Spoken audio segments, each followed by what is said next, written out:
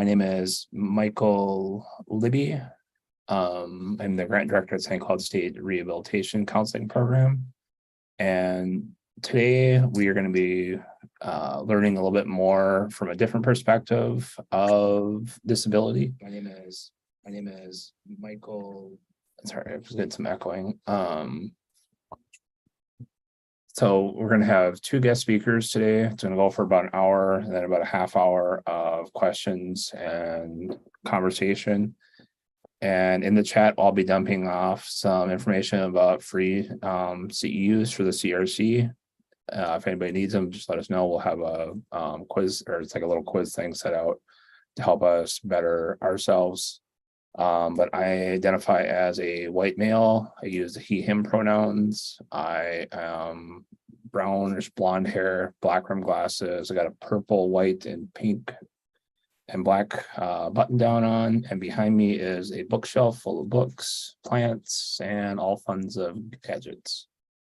And I'll let you, whoever wants to introduce themselves.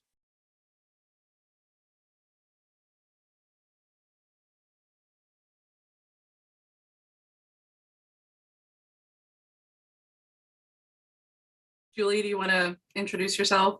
Okay, I wasn't sure if you were opening it up to everybody or just us. So I am Julie Williams, professor at Wright State University School of Professional Psychology. I identify queer, crip, dwarf, hard of hearing, unapologetic, she, her, upper SES, white, and very much in the Midwest, feeling that today as it's storming and raining today. And I white, brown gray hair, and blue glasses. And behind me is a optimistic yellow wall and a print of a dog, beagle-ish dog behind me. I'm wearing a black blouse and I'm in my power Permobil chair with lavender flowers on it. All right. Glad to be here today. I actual official first name is Virginia, but I'm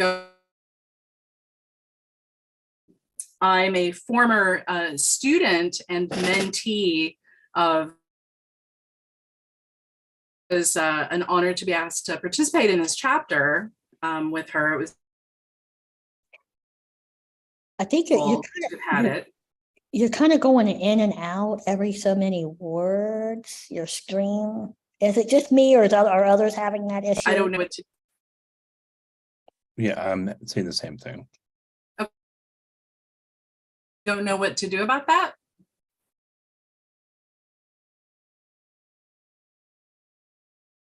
You guys let me know if there's a problem. It's kind of a problem. Yeah. Sometimes you maybe want to sign out, sign back in. Sometimes that can, I don't know. What do you think, Michael? Would that be okay? Use of time? Yeah. Yep, I can bring her back in. And see if that helps some of the audio. Because yeah, it's like every other word is going out. Yeah. Okay. All right. Will I need the sign-in code again? I'll get that to you. Okay.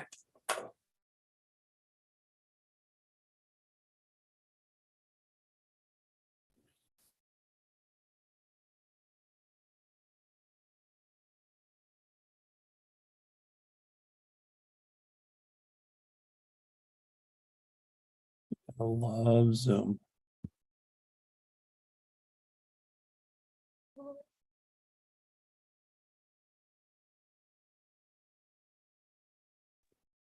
Hopefully it'll correct itself if it comes back in.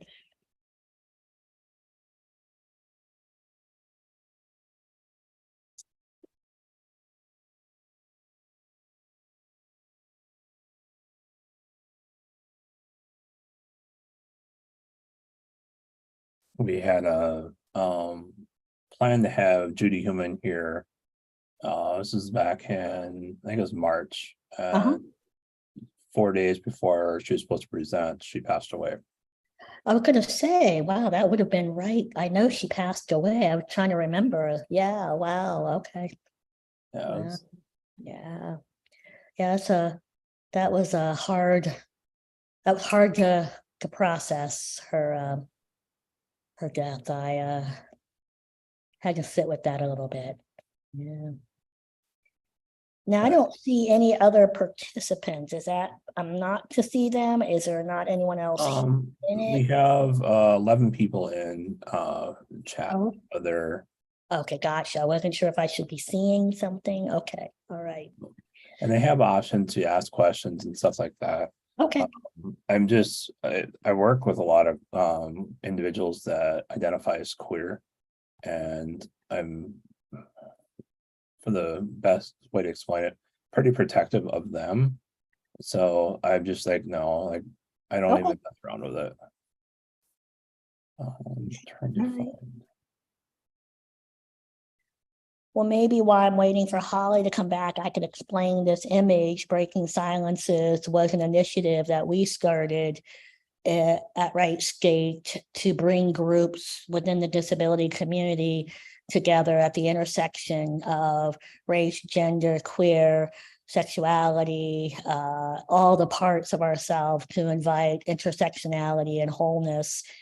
And that turned into a couple conferences at our location, and it has since turned into a bi-weekly virtual meetup where we come together and in community. One day is community and one day is advocacy and work, where we're addressing legislation issues, policy issues, and things like that.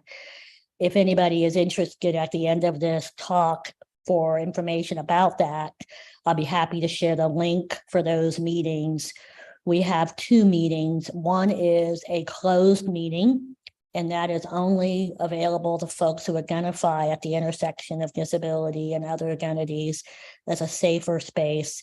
And then we have an open meeting where it is open for folks that identify or not are striving to become allies. So we are very clear about those different distinctions. The closed group is by invitation only, and it requires a couple steps to try to maintain the safety of that space. So if anybody is interested after today's talk to take deeper dives into some of this community collaborations, feel free to shoot me an email and I'll be happy to share that link.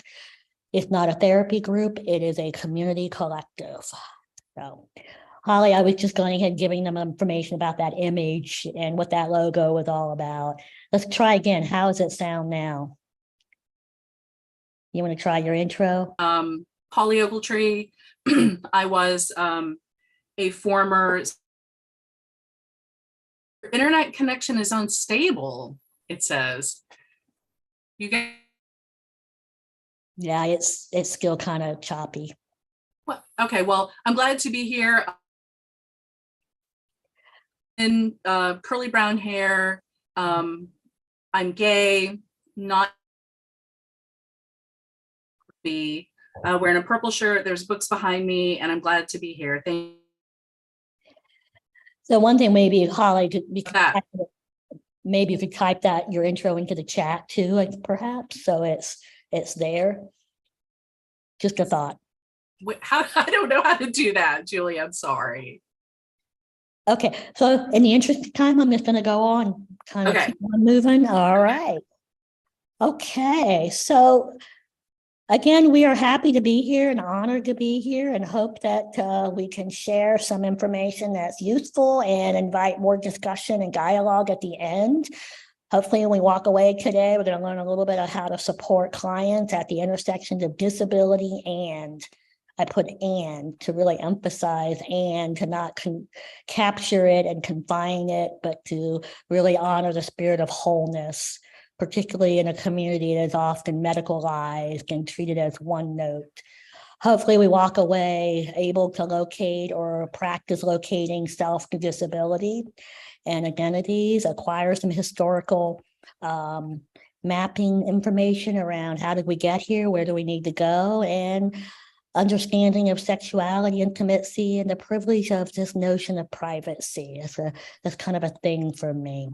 So that's a lot to do in an hour, so we'll give it our best shot and hope that if nothing else, it invites interest and more continued conversations. Again, I invite folks who are interested, if more is wanted, don't hesitate to reach out to me and my co-conspirator on Breaking Silence is Maria Matzik. I can connect you and give you the access to our Breaking Silence's virtual communities. All right. So what I'd like to start with is an experiential piece of this space. The chapter that we wrote starts with "Do you first." As you are going to enter the world of providing services or you're seeking to find affirming care, it becomes important to really step back. And that's a big deal to me, to sit back for a minute and ask yourselves, why are you here? And why are you here becomes important to think about then how information gets filtered and how it serves you best. So I always start off with questions of asking everyone to think for a minute, jot it down, put it in your mind's eye. What are you fighting for? Your why has a lot to do with what you're fighting for. When you get up every day, when you move through this world and you navigate life, what is it you fight for? And if you can take a moment and think about those things that you're fighting for, and those may be things that no one knows, that it's not safe to share. Maybe it's things that you've made very much known to others. If you want to put that in the chat, please feel free to do so if you feel comfortable doing that. And from there, I'll ask everyone to think about, as importantly, if not more so, what are you not fighting for? As I move into this stage of my career, privilege is a thing that I have more and more of, and platforms of power. And it becomes increasingly important for me to think about, what am I not fighting for because I don't have to? What am I not thinking about? I didn't fight for my electricity today. We've had terrible storms and rains and water and so on. And none of it affected me in a way that I had to struggle to deal with being here today. I'm not fighting for my safety in the way that some of my community members are fighting. And what does that mean when we're not fighting for things as a life force? How does that inform the work that we do or the things we do not do? My students get challenged by, what am I not fighting for? And so when they're challenged by that or overwhelmed by that, or my colleagues, there's too much to fight for, I just can't do it all. Well, okay, I get it, that's true. But in the service of communities who trust us at the margins of their struggle, it becomes important for us to find our intentionality. And this is where I suggest, locate your freedom fighters. Who are the people historically or in your communities or in your families, your chosen families, your collective communities, your safe spaces? Who are those people that you look to that you can say, they're the people that model for me, they mentor me, they support me, they drive me? To then help answer the next question, how do I get back in it if I become overwhelmed, dealing with what I fight for, what I not fight for, what am I willing to do? Intentionality is an important part of the training that I work with my students. How do you find your action? At the same time, you're fighting for self and others. Holly, was there anything else you would add to that? I students,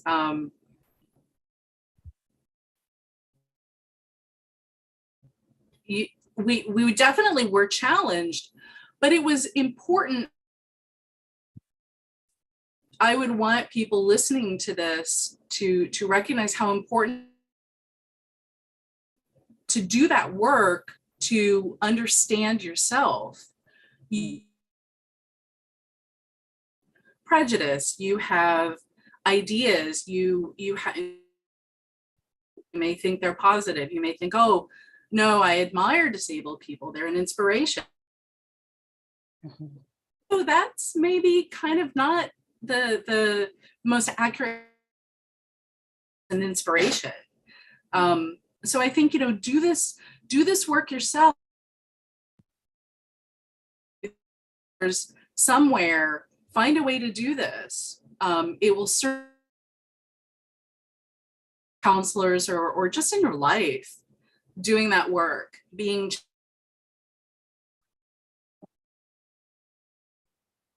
Thank you.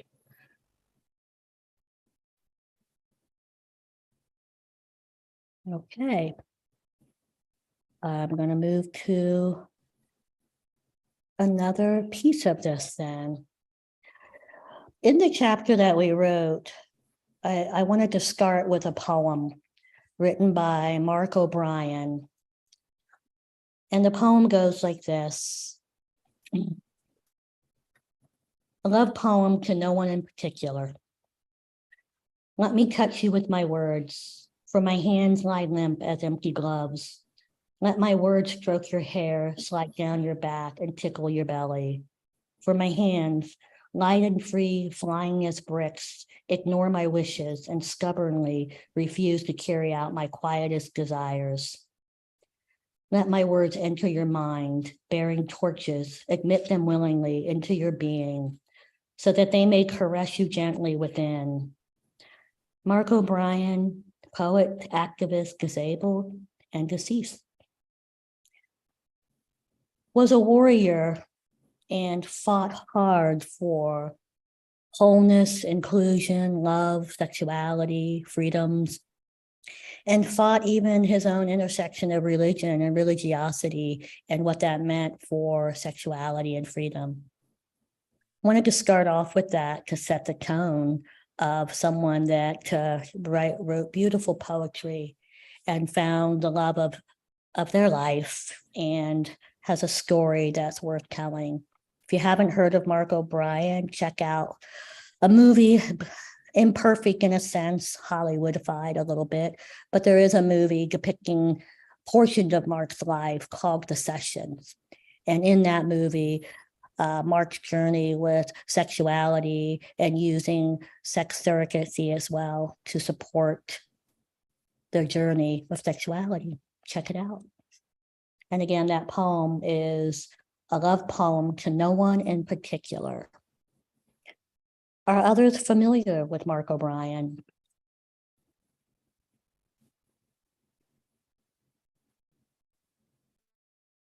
Okay.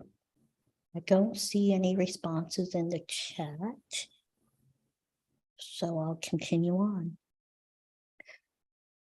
Moving on to locate self. That becomes an important piece for myself, whether you are a person with a disability, whether you identify as a member of the disability community or someone not in the disability community, but striving to understand and to become an ally, advocate, perhaps. I like to ask folks to, again, explore your narrative of disability. Before anyone sits in a room with the power of being a provider, it becomes important to repeatedly locate what has my life taught me about disability? What will I listen for and how will I filter information that I am hearing from this individual in front of me who has honored me with their care? So these are questions that I put together based on the literature that explores reactions and action to disability. So if everyone could just take a moment, I'll just put these questions up and I'd just like you to reflect. Have you ever looked away when seeing disability? Avoided a person with a disability? Felt pity? Felt fear? Felt slowed down, annoyed? Felt uncomfortable? Dated a person with a disability? Had a family member with a disability? Friend? Professor, boss, authority figure. This is where I like to pause. If you are in this room identifying at the intersection of queer and disability, I ask that question heartfully because many of the students that come to me who identify at the intersection of queer disability, queer CRIP, have never had an authority figure, a person of mentorship in the role of professor, boss, authority figure, and are for their first time navigating, locating that. And that's a big deal to me. Again, for those of you who are seeking that mentorship that you haven't had, please again consider Breaking Silences community. Continuing on, are you an ally? Do you have a disability? Are you a member of the disability community? Those are two different questions and have to do with some of the history. When you think, imagine disability, what is it that comes to your mind? Who is it that comes to your mind? And as important, who doesn't come to your mind? And last but not least, drawing from the literature and has powerful impact on sexuality, gender identification, and so on. When coming upon disability and self, others, etc., do you presume competence? Do you doubt the words of the person with a disability? Do you wait for that person to prove their competence? Have you been doubted in your words? At the intersection of sexuality, literature suggests that persons with disabilities are doubted as not knowing their sexual desires, their gender identification, even more so, and are often questioned before respected and joined and supported, right? When you think of disability, what comes to mind? Again, another dive into that. The who, the what, the where, the when. The where and when is important because as we're exploring our wholeness, that comes in the ways that we navigate the world we move in. So where we're able to get into and when. Students ask me, what do you mean by when, Dr. Williams? Literally time of day? Yes, I am talking time of day, perhaps. When and where means also your homes. Is disability in your home? Could it be in your home? We have invisible disabilities and we have visible disabilities. We have sensory disabilities, we have mobility disabilities. Would your home be a safe place? Would your office be a safe place? Would it be a welcoming space? So where and when gets down to things as basic as bathroom, access to bathroom. Does that affect a person's ability to come to your office, to come to your space, to go places? And time of day, as basic as transportation services. If you're someone that's utilizing transportation services in my neck of the woods here in Southern Ohio, when you go out will be determined by the cutoff time and the start time of transportation services if you are using transportation services to get from point A to point B. And that will affect where and when, right? All right. And of course, who are we not seeing and what are we not seeing? In the world of disability, invisibility becomes important. There are multiple places and ways we are erased. When our disabilities are invisible, again, we are not believed, we are questioned, and then we are erased in ways that a person with a physical disability gets other kinds of attitudinal reactions. So it's important to think about that invisibility and that erasure. Research also shows what we don't see when disability is present. Once it's known and outed and disclosed or seen, we start to not see other parts of that individual anymore. And I'll show you some figures and some research where researchers ask folks to look at images and ask what they saw. And if disability was evident, a person no longer was a gender. They were not a race. They were just a person who had a disability. They were one note.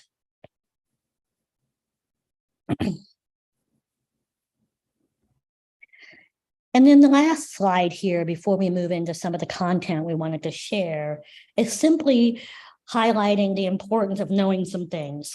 If we're going to work with the world of disability as a counselor, as a therapist, it's important to know some things.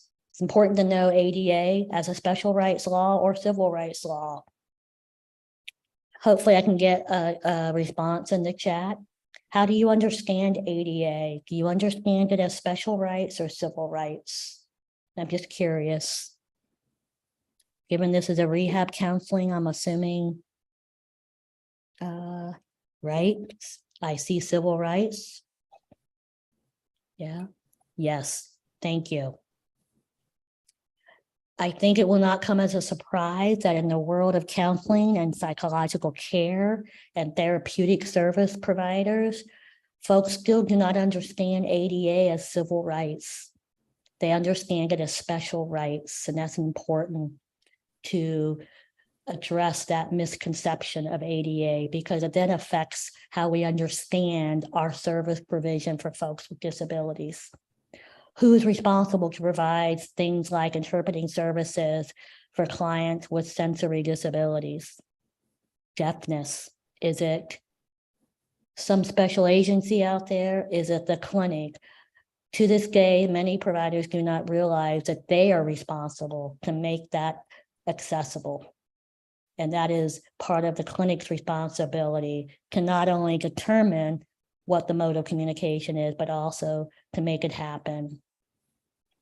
What to do, where to go if your client or consumer is addressing intimate partner violence in the home and they have a disability. Do you do anything different? Do you do the same thing you would with anybody? And then where do you go for resources? Part of my work and my career has involved work called deadly gaps, the deadly gaps, where if somebody with a disability is experiencing intimate partner violence, they go to domestic violence experts. They're going to get legal expertise on advocacy, the laws, restraining orders, and all of that, and that's great. But they may not get disability expertise and may not get the access they need to the supports. And then vice versa. Going to the disability experts may not allow them the access to what they need for the criminal justice system if they're advocating for themselves and accessing safe housing and so on. Which domains of healthcare are considered the most inaccessible for persons with disabilities? And this has a direct relevance to what we wrote about in the talk that we're giving today. Anybody know which two, there's two of them, domains of healthcare that are considered most inaccessible for folks with disabilities? Yeah.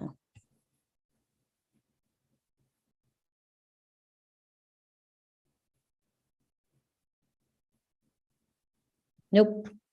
Although I have thoughts about your response, Michael. Mental and sexual health care. Now, we know that dental care is important, right? It can have a long-reaching impact on our overall health.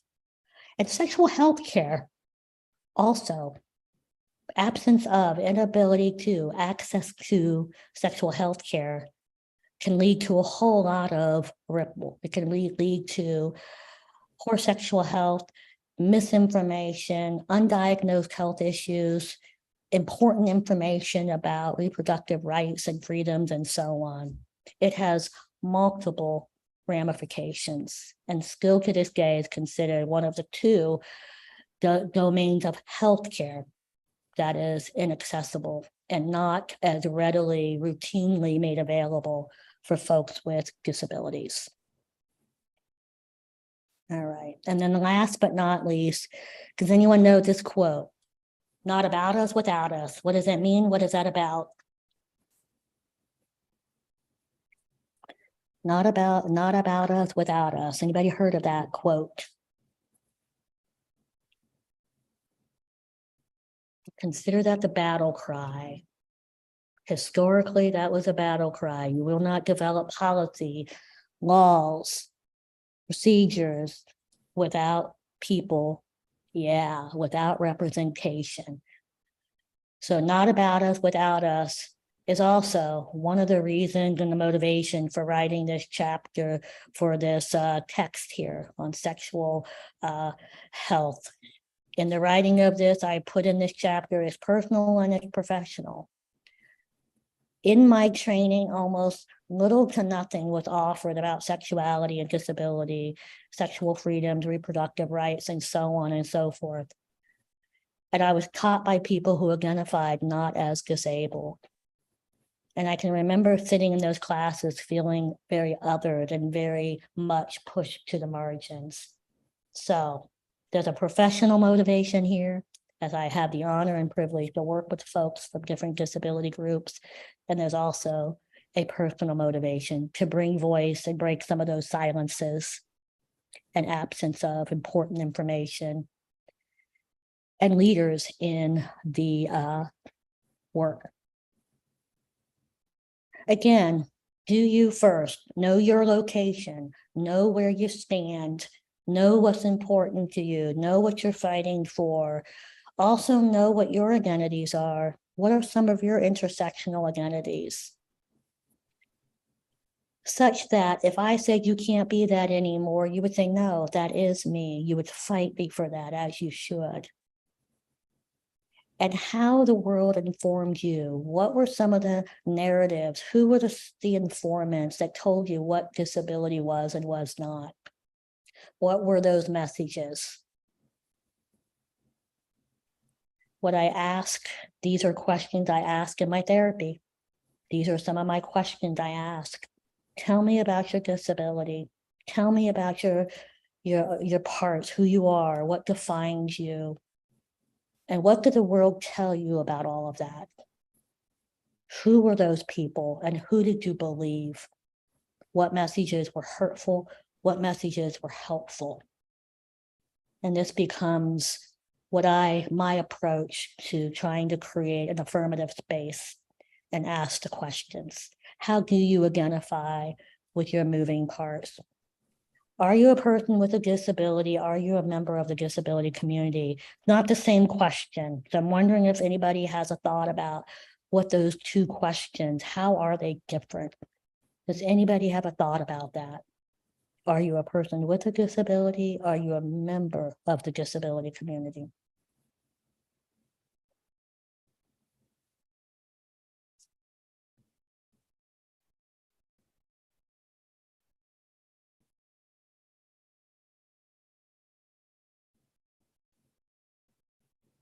Holly, would you like, would love to hear from the chat. Would love to hear from in chat even. Oh, sorry, I'm reading Michael. Sorry, I'm reading yours. Are you a person with a disability? Are you a member of the disability community? Two different questions, and they have historical linguistic markers. Are you a person with a disability? Is person first language. Are you a member of the disability community? Starts to get at I am and gets more at social minority location. So identity first. Okay. Why do I ask that for providers or folks going into the work? Again, as a therapist myself, as a professor of therapy, as a believer of you bring yourself into the room, I think is paramount, and it is critical for folk to examine location, location, location as we work with individuals who share parts of our narratives, who have divergent narratives, so that we know, how am I filtering the information? So as a provider, are you a person first disability? Are you a member of the disability community? Are you an ally? Starts to inform, how do I hear this person in front of me? And how do I locate myself and know, where do I begin and end? Where do they begin and end? So I join rather than control the narrative or ignore the narrative. All right. Yeah, okay. Hi, Stacy. Thank you. All right. Okay. There isn't a right answer or a wrong answer. It's just a location. It just informs a particular identification and what will feel right and true to an individual. And how do we honor that person's language and what liberates them in their movement through all their intersectional parts. So I also like to think about, okay, the why again. And the why becomes, what am I fighting for? What am I not fighting for? What are my identifications? What are my location? When I get overwhelmed, who are some of my freedom fighters? And I just make a list. I have a list here. These are certainly not an exhaustive list. These are folks that when I'm feeling overwhelmed, when I'm feeling I don't know where to go next, these are some folks that, to my knowledge, with the exception of Sonia Renee Taylor, who does identify in the disability community and the unapologetic work that she has done that is beautiful, are strong feminist presentation and voices. When I put this list up, a lot of folks say, oh yeah, I recognize some of those folks. I recognize them. And then I put this list up. More freedom fighters. Do folks know who anybody on this list? Are these names familiar to you?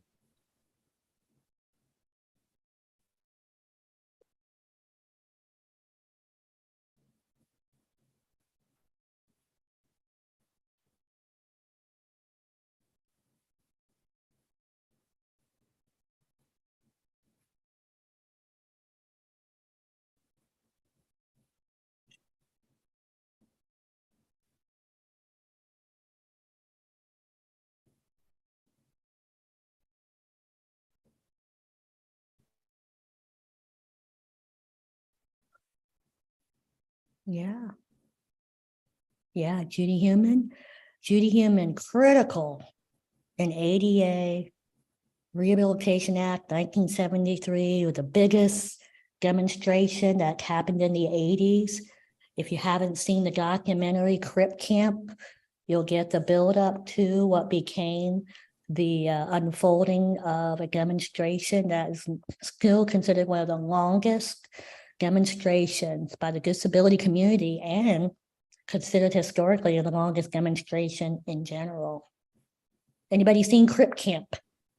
Documentary. It is YouTube. It's available on YouTube, and it's also available on Netflix. If you haven't seen it, please put it on your list of things you must do.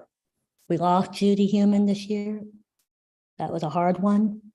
Marka Briska, also no longer with us physically. Fought ADA warrior Stella Young, the voice of inspiration porn. I am not your inspiration. All right, cool. I'm glad to hear that. That's a moving documentary and powerful documentary. Stella Young, I sent this PowerPoint to Michael, and the hyperlink is there. Stella Young talked about inspiration porn. Inspiration porn, that time and place where you are objectified. You are everyone else's inspiration. Your task is to make everyone feel better. And she rejected that notion. It's a very powerful talk. Carolyn Russo, artist, rebel, warrior, New York City. Laura Hershey, my favorite poem that she wrote, activist, demonstrator, a woman with a disability, she, her identified. You Get Proud is the name of the poem that she writes. You get proud practicing. Mia Mingus, queer identified, multi-ethnic powerhouse activist, and then Patty Byrne out of Berkeley, the creator, co-creator of something called Sins Invalid, which was all about exploring sexual freedoms. If you have not seen the work of Patty Byrne, Sins Invalid, I'm typing it into the chat. Check it out. Mia Mingus is known for leaving evidence of our wholeness, right? Leaving evidence. We must leave our evidence We must fight not only for accessibility, but our wholeness and our inclusion. Powerful activists. These are my heroes. These are my freedom fighters. Yeah. Okay. Anybody else that's not on that list that you would have added to the list? There are so many people. Holly, is there anybody else you would have added? No, I always think of Anita Cameron. She challenges. Mhm. She's an important voice. I don't always necessarily agree with her, but Mhm. that, you know, not everybody could bring. She has Anita Cameron. I will. Cool. Maybe you could put the name in the chat for us. Would that be okay? Yep.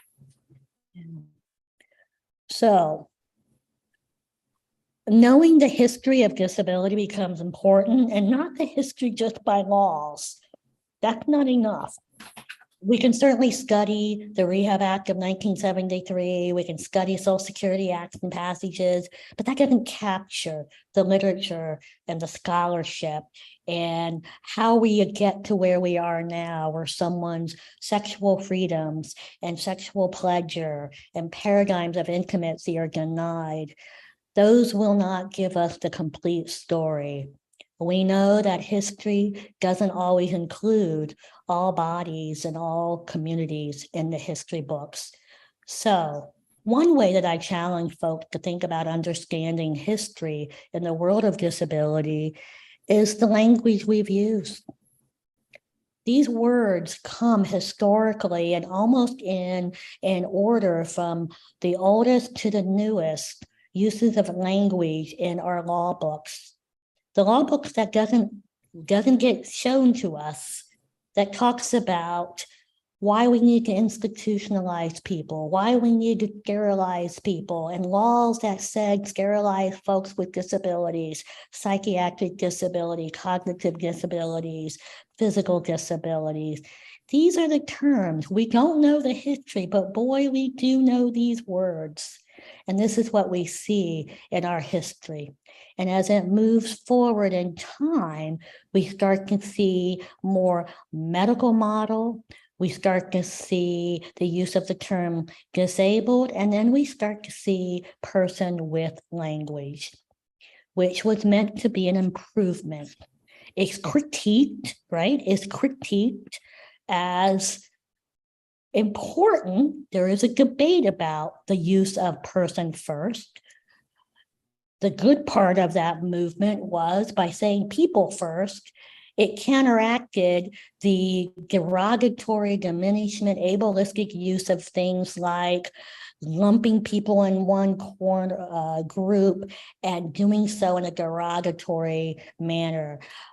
The dwarf, as I identify, is in room exam 1. I don't have a name. I don't have a character. I don't have anything but a derogatory use of my term. Everything else is erased.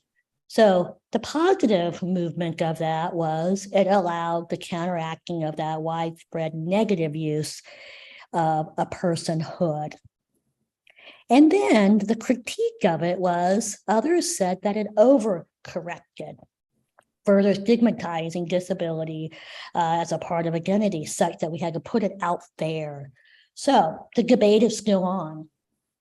I don't argue one is right and one is better. As a therapist, I want to know what works for you, what speaks to you, and what allows you to find a language to locate your multiple parts at the intersections of your wholeness. Just know it's important to know the debate.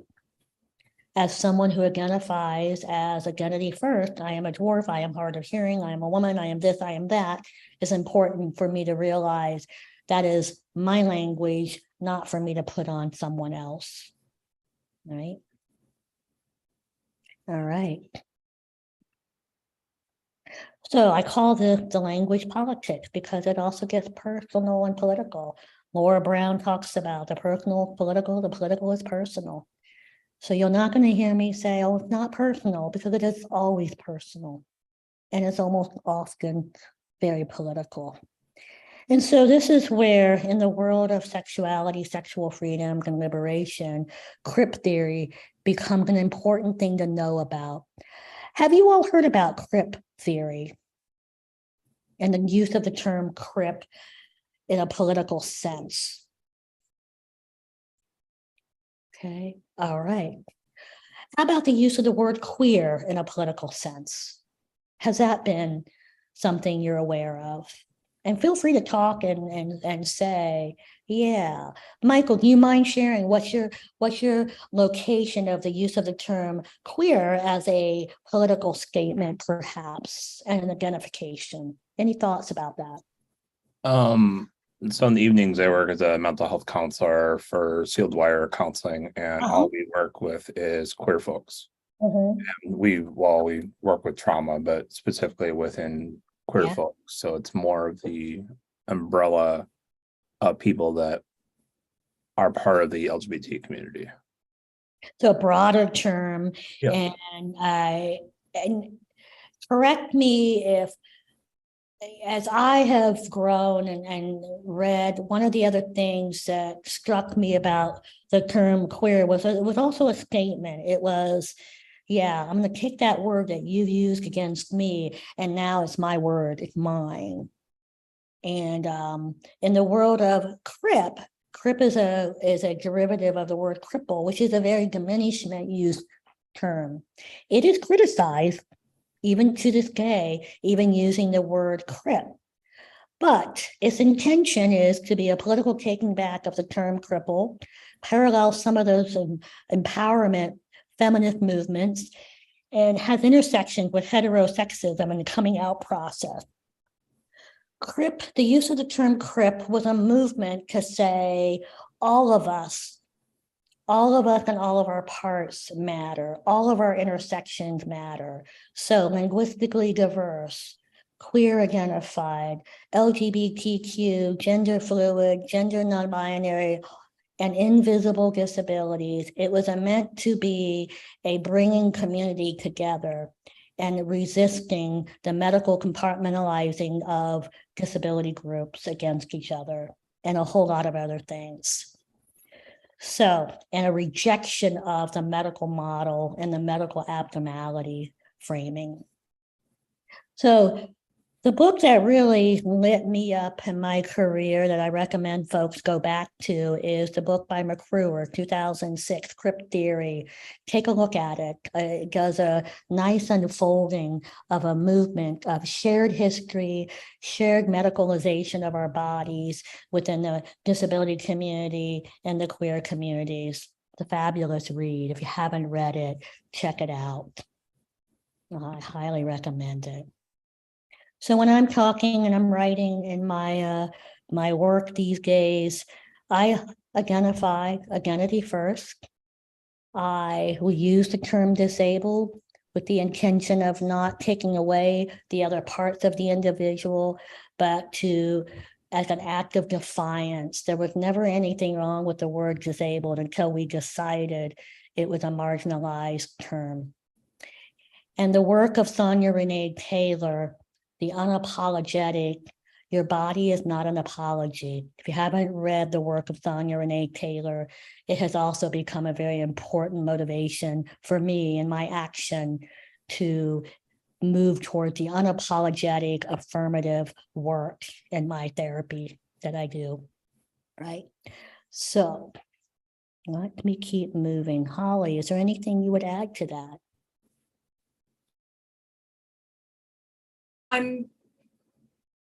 No, I don't think so. It's I Mhm. do to call people what they want to be called and not Yeah. your own thing or your own ideas Mhm. get in the way. Yeah. Yeah. I have had clients, disabled clients, who were very attached to the medical model, and others who were very attached to the social model. And you have to work with both.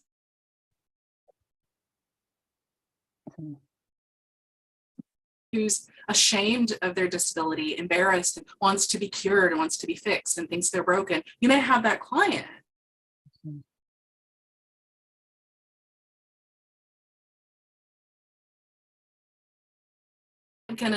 You're gonna damage. They are. You can't just come right out and say, you can't think. So I think just working with people, it's important. All these social models, your clients, your disabled clients are going to be clients. You're going to have some who want conversion therapy, gay or trans or whatever they are. You have to meet them where they are. So I want to jump to the models and the journey, and I think this is an important historical location. We talk about this in the chapter as well.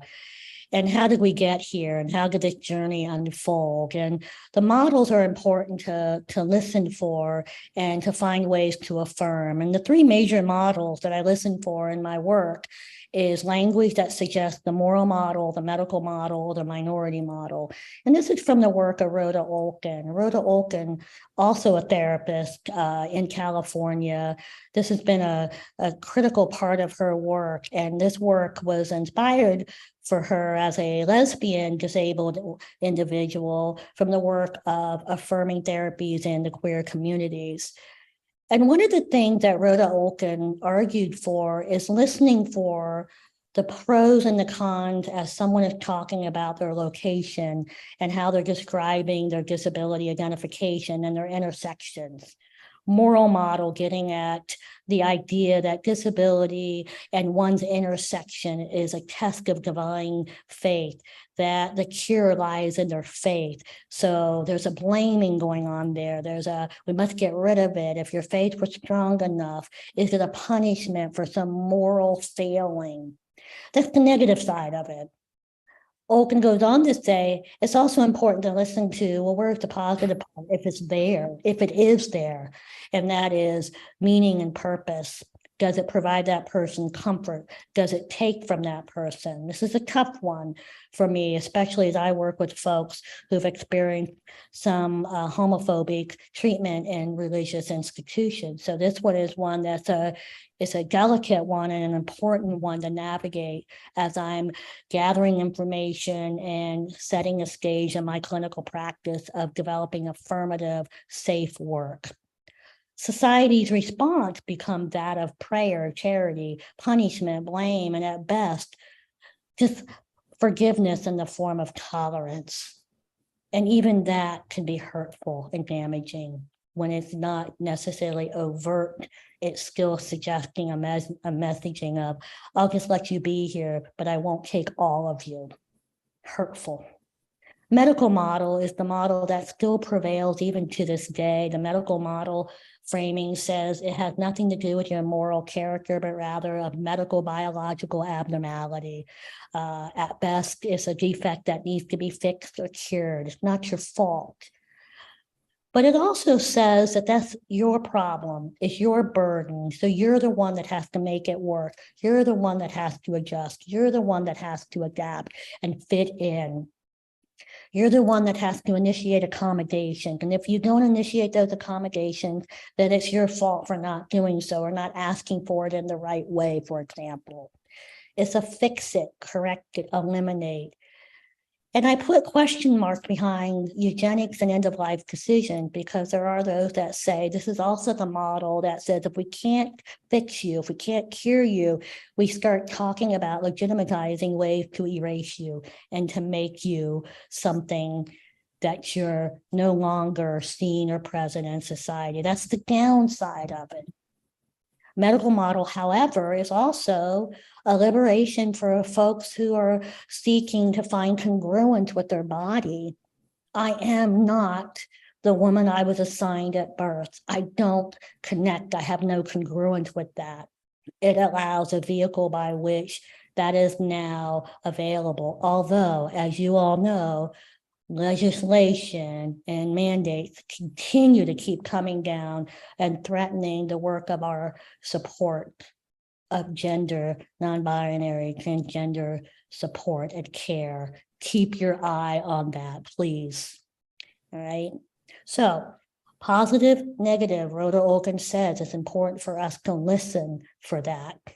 Minority social model is the one that says no longer my suffering isn't about what's different about me, but rather a world that was created for other people and not me. Everything from the environment, everything from the way we gender, everything by the way we define sexuality and access, and movement and communication and sexuality even. All of those are social constructions that have decided what is right and what is wrong. And that is where the problem lies, according to this model. So on the one hand, this model is very healing in the sense of, hey, it wasn't me all along. I'm okay. On the other hand, now, okay, so as systems, as society, as structural, powerful systems, it can become very overwhelming. Well, if it's not me and it's all these systems, how can I ever find myself in that? So it can become a model that's freeing on the one hand. It can also become a model that's very heavy and overwhelming.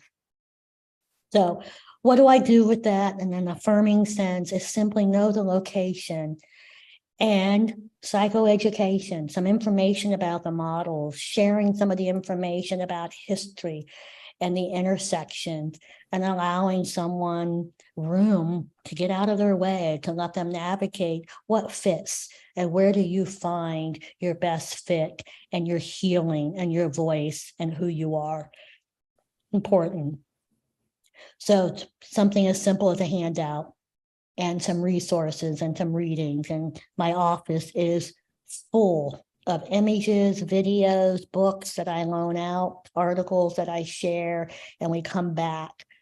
Just like we would if we were doing cognitive behavioral therapy. I might send somebody home with a list of cognitive distortions as your week unfolds, listen for the cognitive distortion.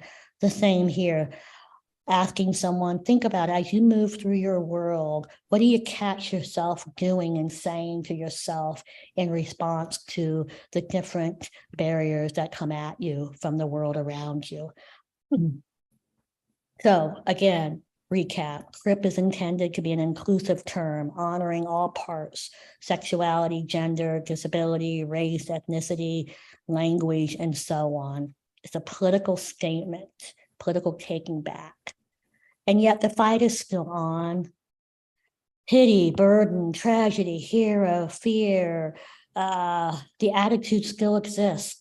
When you ask people anonymously, what do you really think? We still see pity. We still see the minute disability is present, disability is a burden, it's tragic. At best, they're a hero, we're inspirational. And so therefore we can't ever have a bad day, or we plummet to the bottom of a value system if we're not strong and heroic. Asexuality as a pathological stance. And this is where I turn to resources in the Sins Invalid community, the queer CRIP communities. Sexuality is defined by the person and what feels good to the individual. And to say that all people in a medically prescribed way should feel all these different things is a way that we ableize and pathologize someone's pleasure. Asexuality is valid, as is intimacy in multiple ways and shapes and forms. And the beauty of the disability community and the CRIP community is getting that and just getting that. I know my body, I feel my body as I feel it. I name my body, I describe my body, I share it with others or not, isn't on my terms. It's a beautiful place to arrive. So my work is often about locating pleasure and voice and not being doubted for your language, your feelings, your expression. Competence, right? Early on, I asked, do you presume competence? The disabled community is often questioned on everything, especially when it comes to reproductive decision-making and intimacy and pleasure. You just don't know. You haven't enough experience. It's not safe. You cannot make those decisions for yourself. So ableism. Let's just be clear, ableism is real and ableism is driven by hate. It is no less vile than any other ism. It is not simply a private medical problem. Ableism is a social action taken against people in a hurtful, demeaning, powerful way. What I have later is a link that you're welcome to get off this PowerPoint.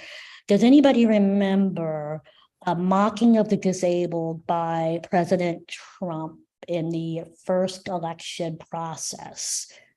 What does it look like? I show this, it's a clip of Trump making fun of a journalist that had a disability and imitating and discrediting the journalist who had a disability. And Trump imitates, mocks him. And I use that as an example. That's what it looks like. But if we just see it as that moment and that moment only, what we miss is that moment is also in the hands at a time in a powerful leader.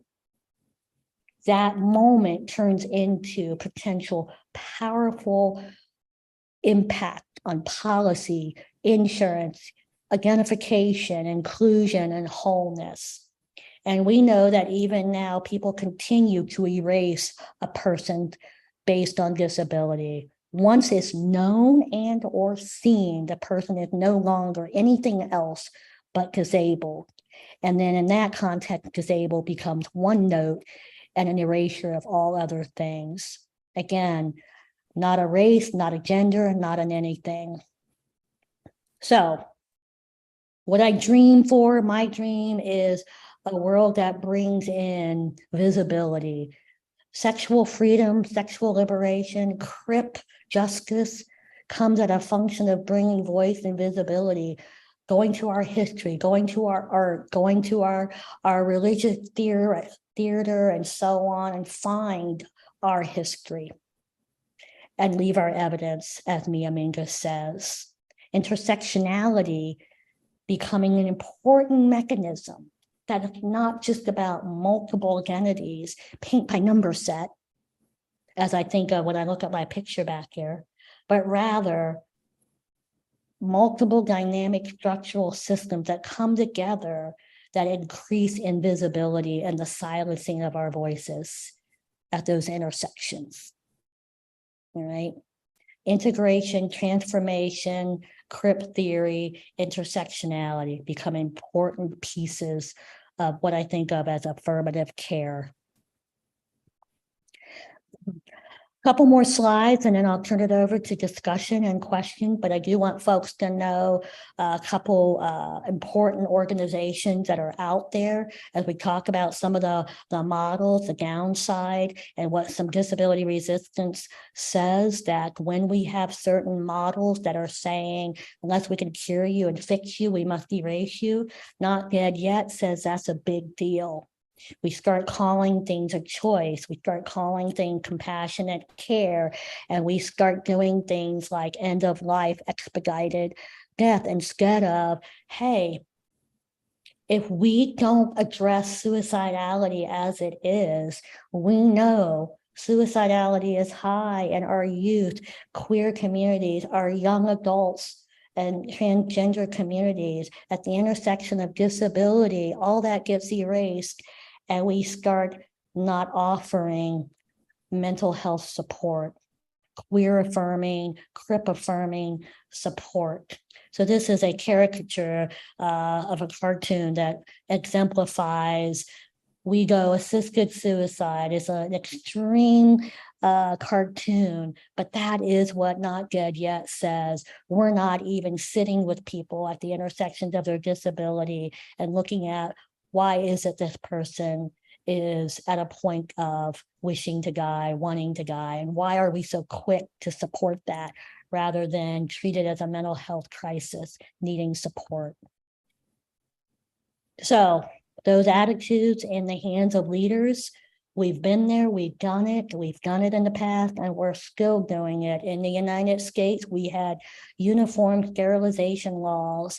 And what you can't see is the use of the word imbeciles. We have enough imbeciles in this world. We have enough defective retards in this world. Sterilize them.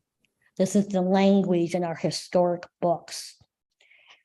The ugly laws. That is our ableistic generational trauma. Laws that said people who acted different, people who looked different were not to be seen. They were not to be treated as valuable members of society. Dr. Williams, that was a long time ago, 1881. That's over now. No, it's not. We do it in very different ways. All right. Abuses become a part of the narrative when it comes to intimate partners and relationship and the way abuse looks. I have another chapter that I wrote about, a whole chapter on what abuse looks like and how often it gets ignored and how often it gets even supported when it's called things like, oh, caregiver fatigue. That wasn't really abuse. That was just an accident. That property was just an accident. Destroying medical devices, harming service animals, refusing to provide transportation. There's lots of ways that harm can be implemented in a partnership when disability is part of the equation. All right. Yeah. Let's see, didn't mean it that way. Let me look here. Let's see. Didn't mean it that way. You're not understanding what they meant in terms of, yeah, exactly, Michael, for sure. And they're a hard loving caregiver. Look at that spouse, look at that partner, look what they do. They wouldn't possibly harm. And in fact, we know abuse is often the person closest to you. And the stakes are high. The deadly gap is real. I could go on and on. I'm going to stop because I could go a whole hour on that. Because it doesn't look the same. We don't even do it well when disability isn't part of the equation. All right. Okay. So when someone says CRIP, they're telling you something. CRIP, they're telling you, I am politically identified. They're letting you know. They're giving you the opportunity to say, where are you at with this? So when you say CRIP, you better mean it, all right? Because it could get you into some hot water. This is also a term that a lot of my clients have never heard in the political sense. I simply offer reading and resources for individuals to learn about, to make decisions. It isn't everyone's cup of tea. It's not everybody's route of liberation and freedom, but it is a potential access to a community where all parts of someone is attempting to be honored and celebrated. Again, inclusive of and owning of a history, even in disability history, where to be Black, to be gay, to be queer was to be even marginalized in your own disability community. So CRIP theory, CRIP justice is meant to own that and correct that as well. All right, I think we're coming to the end here. Just more information about CRIP theory and queer theory at the intersection. Disability, CRIP justice, disability need not be viewed as a drain, a negative, something to be pitied, feared, hated, or devalued. CRIP justice is now not only affirmative, now CRIP justice says we make demands now. We demand our sexual freedom. We demand our sexual pleasure. We demand attention to the abuses of our bodies. And we make demands and we expect things for that. It's a call for action. And it's a call without apology. All right. I love this wheel. It's just a wheel that shows all the spokes and all the parts. The thing I like to emphasize on this wheel is safe spaces. I mentioned earlier in the world of breaking silences, our attempt to honor the need for safe spaces is to have a closed group You must have an identified location to disability and the other marginalized communities. And here you will not have to explain. Here you're not here to educate. You're not here to pull an ally along. You're here just to be. And sometimes that involves just listening. Sometimes that involves activism. All right. In the world of racial diversity, liberation, emancipation circle for women of color is another route. That is a women of color started and maintained healing circle, not to be appropriated by whiteness. All right. But collective healing and safe spaces become another focus of emancipation circles. All right. So it's hard to do this in 1 hour. So I'm going to stop. It's a quiet group. I don't know. Are you all there? I'm going to stop share. I'll stop there. Yeah. Oh, privacy. That was the one last objective. The notion of privacy when it comes to sexuality, when it comes to sexual expression, is a privilege. It's a privilege and enabling of what sexuality is. And when we get into sex surrogacy, that's what starts to make it misunderstood and treated like a bad thing, because we've decided, well, if it can't be done privately, then it's bad, it's not appropriate. And we demonize the disabled body for utilizing others to find their sexual pleasure. And so it is definitely not well addressed, it is not well provided, and it is not well understood. So there's a whole room and frontier needed in that area. So those of you in school learning and going, take it on. And we need people doing that. We need more of it. All right. ASEC is an organization that actually can help with that.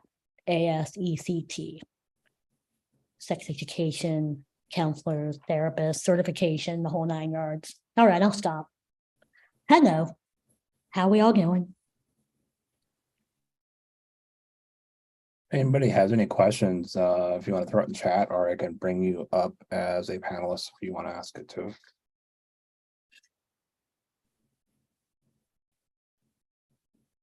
I think the biggest thing for me is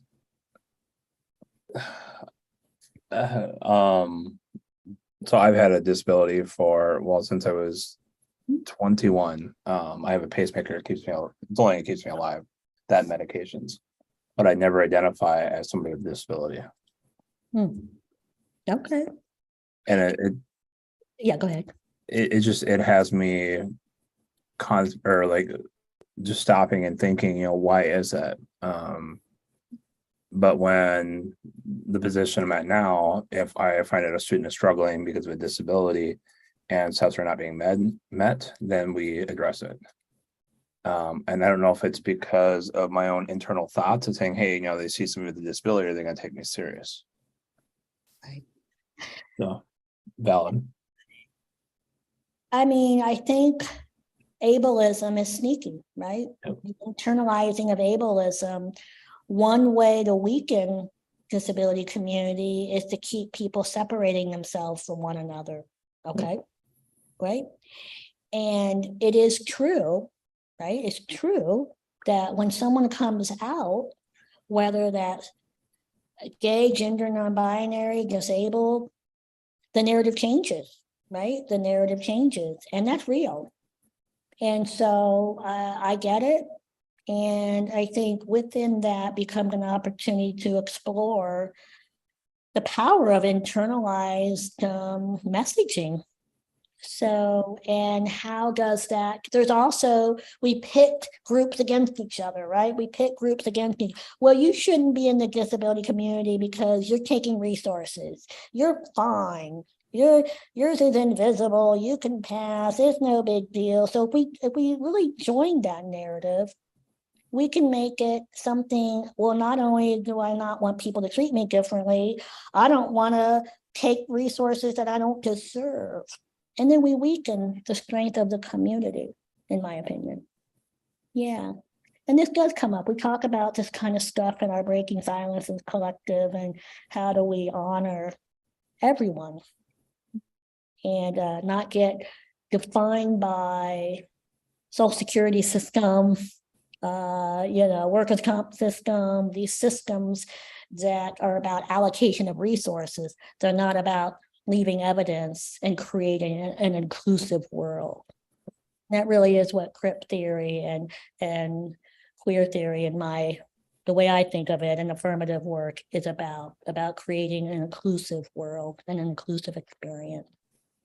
And sexuality being one important part of that. Yep. Yeah. Absolutely.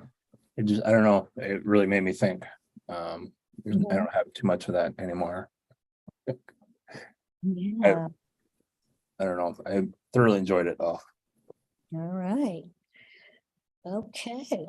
Are you always such a quiet group? They're usually pretty quiet. Okay, that's cool. Just let me know if you were like, oh my God, I hate this. Yeah. All right. So check out Sins Invalid. Check out Sessions, the movie Sessions. The other thing that's kind of an interesting flick to watch. Netflix had it for a while. I'm not sure if it's still on Netflix.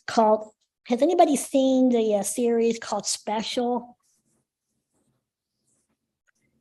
It's a series, and it is actually an individual with a disability, queer identified, and the short little clips of their journey towards sexuality and freedom. And it's interesting. The term special is very offensive, but it's actually done as a middle finger to the term special.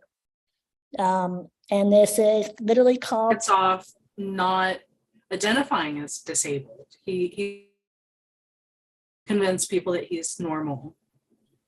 Well, interesting. No, actually, what the main character does, is he says he was hit by a car. He doesn't have CP. He was hit by a car. He has a head injury, and in the disability hierarchy, actually, you will be treated more favorably if you were seen as a normal quote person before.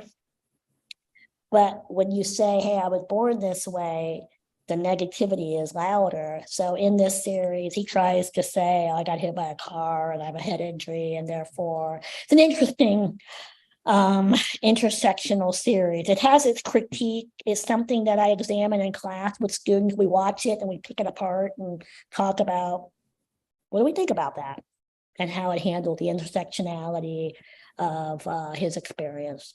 And he's a comedian and a writer as well in real life. So anyway, check it out. All right. All right. Well, it's good being here, even though I can't really see you. Oh, I see something in the chat. I'm excited. What's in the chat here? Yeah, I have to do it. Yeah, okay. Not mean to be offensive, but put me on the defensive when I need it right now and have 2 knee replacements. Let's see. I see people look at me when I park. These things have opened my eyes. Well, and so this is that, if you think of the fact that as you park in handicap parking and people look at you, they don't see what's going on. And it really gets at that kind of, think about it. If the world were inclusive, we wouldn't even have this issue. And if we really treated invisible disabilities as believable as visible disabilities, you wouldn't be experiencing that, right? And yet, as a person with a learning disability, it's true. We tend to socialize people to go underground and try to hide it just to fit in. And even in the language of our law, the word reasonable accommodation sets the play. I will accommodate you to the point it's reasonable. Now, I'm not embracing that. I'm just saying it's no wonder we continue to have these experiences. And again, I think until we can bring community together and honor our various experiences will continue to have that experience. So, And I think that's a point. She added something, who gets to decide what's reasonable? yeah. Right. Is the person providing me accommodations is the one who gets to decide. And do you see what's wrong with that, right? You see what's wrong with that, correct? Right? Yeah. Exactly. Exactly. You know, affirmative care, right? How many places have you been when you go to get care, whether it's therapy, medical care, they have a 10-minute rule, 10-minute rule, 10, 20 minutes. If you're more than 10 minutes late, 20 minutes late, they can send you packing, right? That's it.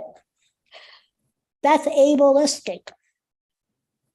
When you think about someone who is using transportation, having mobility, heck, if I have to pee before on my way from the car into my appointment, I'm going to be late, right? So it's in the air we breathe. It's in the system that we move, and it creates a lot of hits. And part of the reason I like to spend a lot of time on the other parts is that all these layers, it's no wonder we never get to talking about sexual pleasure, intimacy, because folks are a little busy navigating a whole lot of other stuff. So I hope you'll all consider your journey as disability queer affirming providers. I hope we need them. And it's about 20 after, right? Yeah, for sure. Yeah. Now, what are you all going to be doing? What kind of places will you be working? Oh, okay. Oh, So you're okay. I just turned off the recording. okay. Yeah. Let me see. How do we have in here? We have 1, 2, 3, 4. We have 4 students that I know.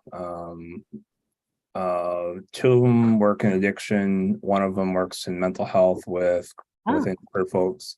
Yeah. And the other one works in voc rehab. There's 2 other people I'm not sure where they're working. Okay. 2 other people.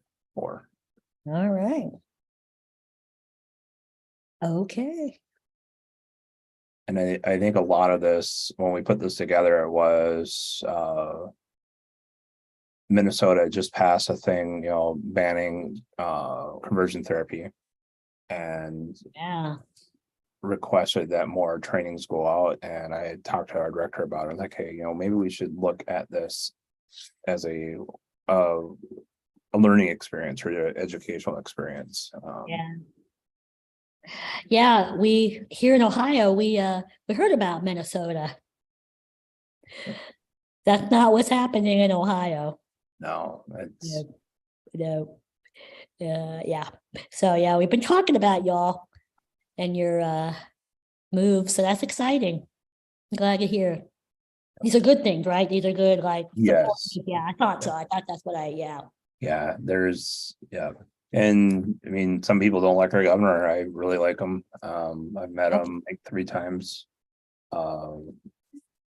He's doing stuff that should always be accessible. It should never, like, kids shouldn't have to worry where their next meal's coming from. Yeah. Well, it's hard times right now, certainly hard times. So hopefully we'll all continue to find ways to celebrate everyone, right? Yep. Yeah. All right. Well, thank you for coming. yeah. And thank you everybody for coming in. Yeah. Thank you, everyone. Again, if you need anything, check out Breaking Silences. If you want to give that a go, let me know. Just shoot me an email and I'll send you our link for those meetups and introduce you to Maria if you decide you want to go to the closed meeting. Julie, you're okay if I put your email in chat? Yes. Now, technically, I'm on vacation for one more day. So I won't be looking at anything until Monday. And then it's on, game on, I'm back. Yeah. All right. Thank you all very much. Thank you. All right. Bye-bye.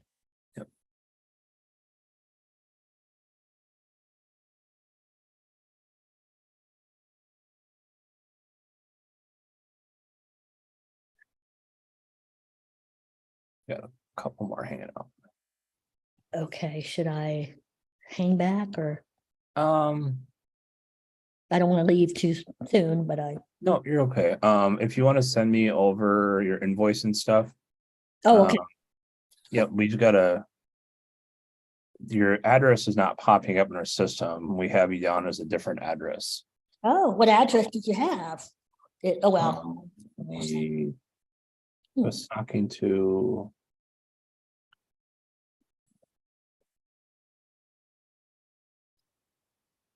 So this is me and technology. We have our moments.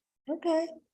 Um, I can go look too. I think you sent me an email and I can go look. I didn't know there was any, I didn't know we were gonna invoice anything, so Holly will talk. This is your Jagger vendor, not a Swift vendor. They're doing business as University of Psychological Services. The thing is, so we're part of an RSA grant. I don't know if you're familiar with that. Yeah, I am. Yeah, sure. Okay. So my role is to basically recruit and for the most part recruit retention, make sure grants are being paid and spend down is. So Okay. we have two $1 million right now. We're applying for two more this fall, one for each one of our tracks. We have a clinical, addiction, and vocational track. Okay. So we, as part of our expenditures, we do contractual. So we send this out to, folks. I would rather have somebody that is representative of the community come in and do this than paying some white ableist individual. And That's a good idea. yeah. Well, do you want to, then Holly should send you her stuff and we can split it? Does that sound reasonable? Can that be done? I don't know if I could split it. Okay. I don't know how that would work. I could send one out and then let you guys. Yeah, I didn't know either. I wasn't. She's like, wow, we gave, yeah. Yeah, I saw an email that would have come after I went on vacation. So just saw that today. So the other thing, well, Holly, we can also, we'll talk. Maybe we can figure out a way to, get it to you because I want you to get in on that. Yeah. Yeah. Yeah. Okay, so I'll send that information and then Holly will send yours just in case they can do it from their end. And if they can't, yeah, Holly said she'll get with me. Okay, yeah, it's unfortunate, Holly. I'm sorry about that. But yeah, your connection was kind of wonky. All right. All right, I'll send that to you, Michael. Perfect. Thank you. Good Thank to you meet both for you. coming. Happy Absolutely. Minnesota. Well, you ever want to come visit? It's a beautiful place, just not in January. It sounds St. Cloud. It sounds beautiful. Yeah. It's got parts. Okay, well, they all do. I live in Yellow Springs. I live in a village that's supposedly the place to be. So, All right, I'll talk at you later. Thank you.